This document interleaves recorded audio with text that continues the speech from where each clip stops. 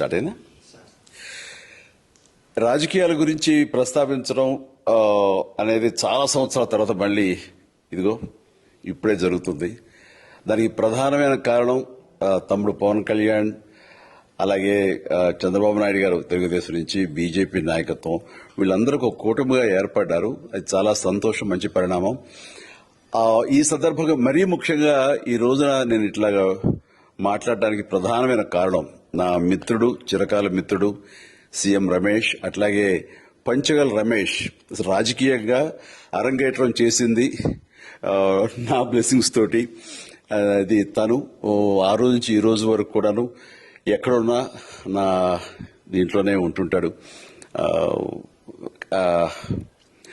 అలాంటి Panchagal Ramesh and CM Ramesh గారు వీరు నాకు కావలసిన వాళ్ళు ఇద్దరు కూడాను అనకాపల్లి కాన్స్టిట్యున్సీలో ఎంపీ క్యాండిడేట్ గా, అలాగే పెందుర్తి ఎమ్మెల్యే క్యాండిడేట్ గా వీరు నిలబడటం అన్నది నాకు చాలా సంతోషంగా ఉంది. ఎందుకంటే ఇద్దరు చాలా మంచి వాళ్లే కాకుండా సమర్థవంతులు. ఇలాంటి వాళ్ళు అలాంటి కాన్స్టిట్యున్సీకి, దాని అభివృద్ధికి ఎంతగానో దోహదపడతారు అన్న నమ్మకం నాకు చాలా ప్రగాఢంగా ఉంది. ముఖ్యంగా సీఎం రమేష్ గారికి కేంద్రంతో ఉన్నటువంటి సంబంధాలు, అనుబంధం ఇది మరీ మరీ ప్రత్యేకం. నాకు అది ఎప్పటి నుంచో తెలుసు. వారి గురించి నేను వింటూనే ఉన్నాను, చూస్తూనే ఉన్నాను.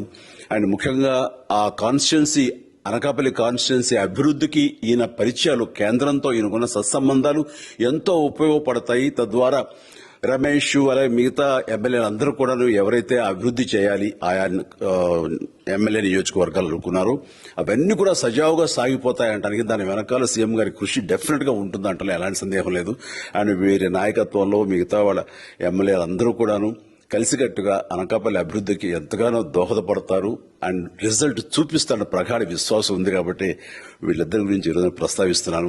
మీ అందరి ఆశీస్సులు వీళ్ళకి ఉంటాయని ప్రగాఢంగా నమ్ముతూ సెలవు తీసుకుంటున్నాను. ప్లీజ్ వారిని గెలిపించండి.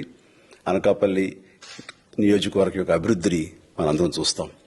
అంతేకాదు నాది చాలా పెద్ద కోరిక, ఆంధ్రప్రదేశ్ అభివృద్ధి పథంలో ముందుకు వెళ్ళాలి. దానికి గాను మీరందరూ నడుము బిగించండి. మీరందరూ కూడాను ఇలాంటి వారికి ఓటు వేసి మీరు గెలిపించి అన్ని రకాలుగాను మీ యొక్క ఆశీస్సులు వీళ్ళకు ఉన్నాయి అన్న భావాన్ని మా అందరికీ, ఆ నమ్మకాన్ని మాకు కలిగించండి. జై హింద్. ఇందులో మాకు